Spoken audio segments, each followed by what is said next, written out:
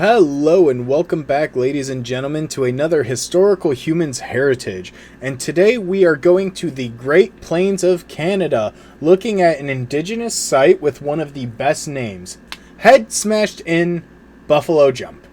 And what this site is an indigenous buffalo jump site. So one of the ways in which they would hunt buffalo is to corral them to an area where they would force them to jump over, and in doing so, harming the buffalo, usually breaking a limb, and then they would go through and humanely dispatch the animal. Yeah. So this site in particular is in southwest Alberta, and the historic site consists of a number of trails, an Aboriginal camp, and a tumulus, which is where all the buffalo jumped down into their deaths. This is a common hunting tactic throughout human history and throughout the Americas, which is panic the herd animal and then guide them to a place where they will be easy to dispatch. Because most prey animals, especially large game animals, are bigger than humans and could probably seriously injure us if we attempted to attack them head on. Yeah, so this was more of using your local surroundings to your advantage, and effectively, it's kind of neat because these sites were very methodical in their usage and in their creation. They consisted of a lot of drive lines, which effectively were some sort of marker on the landscape in which they would herd these animals. They would cause the animals to run through and lead them towards these jump points.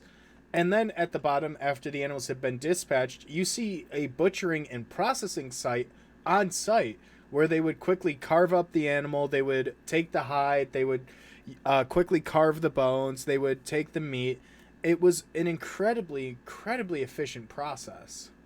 And one of the things, though, that makes Head Smashed In sort of the uh, World Heritage worthy premier site for this practice is the fact that it was in continuous use from about 4000 BCE up through the 19th century. Gee. I So mean, it has a almost 6,000 years of continuous use as a means of subsistence for the people of southwest Alberta. well, and another very interesting fact that I find is there aren't many buffalo jump sites in the US or Canada. There's not many that are known about. We know that this was a hunting method that was very highly used with buffalo. However, we really just don't have that many sites that we found. Yeah, I mean, and I want to say the number is less than 30 or 40. yeah, So to have and one in situ, with its context, in an area that's been undisturbed is absolutely incredible. yeah, and one of the key things to talk about this particular site too is geography. So the place where Head Smashed In is located is right where the Rocky Mountains meets with the Great Plains, which allows for these was effectively flat lands and rolling hills to suddenly begin to have sheer cliff drops. And Well, and the Great Plains in Alberta, and this extends a bit to like South and North Dakota, is it's very much this open grassland prairie landscape where it's large flat hills over big landscapes. So to have a rock abutment like this is not very common, but it's easy to see for large distances too.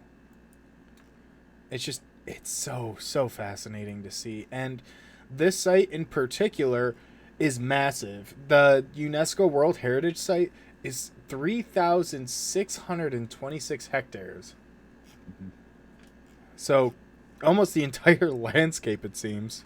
yeah, well, that is because that they have preserved both the trails leading to the cliffs and the area off the cliffs where all the bison would have been killed and harvested for their various necessary parts. Um, I do love to say harvesting animals as if they're somehow crops. Like, oh, look at this patch of rabbits. See, I'm a big fan of dispatch. I think dispatching is an interesting way to put it. Yeah, Um, yeah, but but yeah, this patch, that patch, every patch.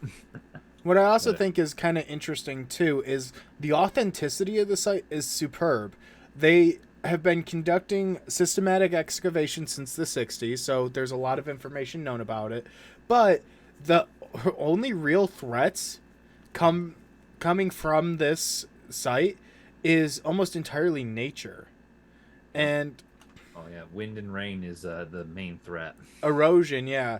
So erosion is predominantly one of the biggest things, and one of the things that I find very interesting is the number of visitors at the site has increased, but what they've done is they've actually worked to control the visitor impacts.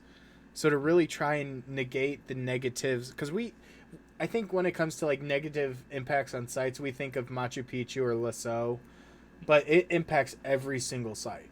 Yeah, yeah. If a human being interacts with something, the human being inevitably changes it. And I Um, find it interesting because archaeologists surveyed and sampled pathways, roadways, parking. So all the ways in which we permanently alter the landscape, we check to make sure nothing got ruined. yeah, yeah. One of the things I find very unique about how this site is being handled, in addition to its massive size and all that, is that so it is developed and managed by the province of Alberta, which is where it's located, and the local Blackfoot speaking First Nations, which is the Native American tribes in the region. And most of what's being done is being done under the guidance and at the behest of the regional stakeholders, so of the people that live there, of the indigenous tribes whose heritage this is. First Nations, But yeah. yeah, yeah, yeah, First Nations, yeah, like I said. Sorry, But it is Canada. yeah, no, that's why I said First Nations, and and then I clarified for our non-Canadians, the indigenous tribes. Yeah. I had to clarify for everyone because unfortunately Americans don't speak anything but American.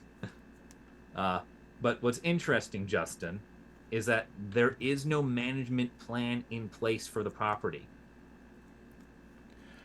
So, Instead, they are using a development plan, which is different. It's a development and interpretation plan. Uh, so instead of trying to preserve it, they're trying to build around it instead.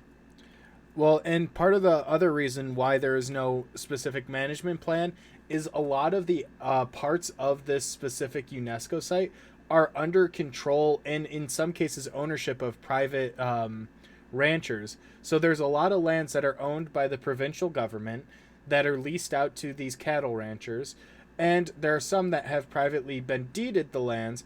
However, there is actually a First Nation that is adjacent to the site, the Piikani Nation Reserve, that shares a northern border with them, with the site.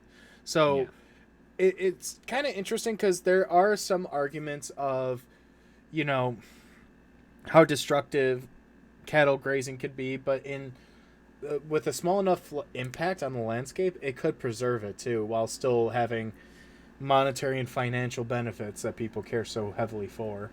yeah, and it's one of the unique things about this site is how we have to care for it as archaeologists and stuff. Is you can't put in a management plan because that's effectively puts a stasis on the entire place. So instead, they have to have this development plan for trying to build around what they can, and that's a very interesting way of working around restraints and contingencies that I personally like. And additionally, I would just like to say, as a fun little proposition here near the end of the video, we have, this is a, buffalo jump site.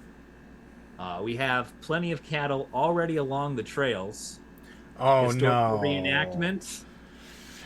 It's more humane than what gets it to the McDonald's burger, I can tell you that much. There's actually, we could talk about this off camera about that. There's interesting stuff involved with that. But the going back real quick to the site before we wrap up, the central 640 acres of the 3,600 are owned by the provincial government and act as the predominant historic site.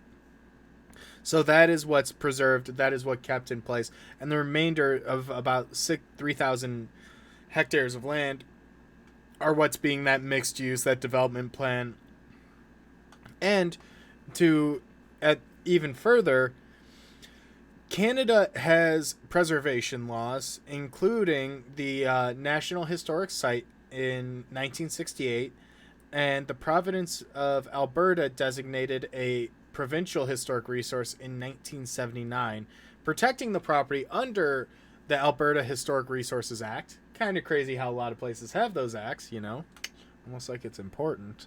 But the act can includes severe penalties for anyone that has an adverse physical or visual impact on the resources.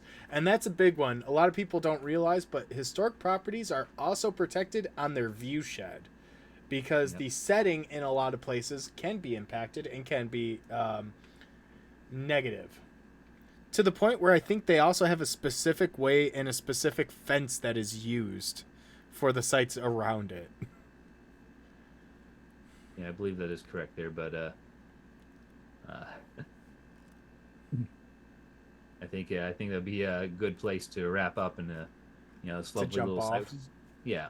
No, I'm not saying that with this one. I'm not saying that with this one. I will. So that's a good place for us to jump off this cliff. Thank you guys for watching, and if you enjoyed, please be sure to check out some of our other videos listed down below.